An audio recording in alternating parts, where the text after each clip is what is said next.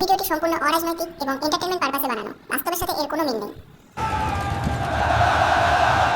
আপনাদেরই এলাকার ছেলে আমি। জীবনের গুরুত্বপূর্ণ 40টা বছর আপনাদের এলাকাতে কাটিয়েছি। আমার বয়স এখন 35। আপনাদেরই মধ্যে একজন। আমরা ছোটবেলা করতাম, অনেক টিকিট জড়ো করে রাখতাম বাড়িতে, টিকিট না পেলে কাঁদতাম।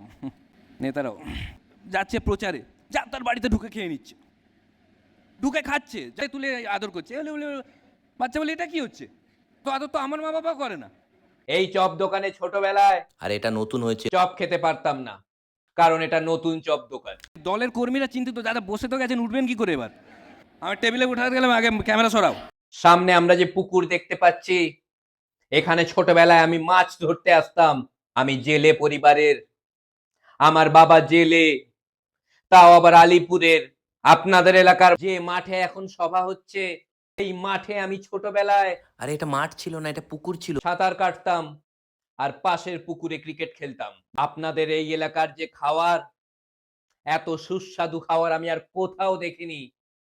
আমার খুব ভালো লাগে, আমার খুব প্রিয় খাবার আপনাদের খাবার।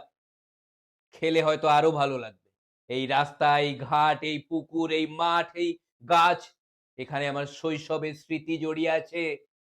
কালকে যখন আমি এখানে জীবনের প্রথমবারের জন্য এসেছিলাম, সব আবার মনে পড়ে যাচ্ছিল। এবার খুবই বাজে খেলে, মানে কেউ খেলা দেখে নিলে ভোট পাবে না। আমার মাঝে মাঝে মনে হয় খেলা দেখে নিয়েছিল বলে হেরে যাচ্ছে।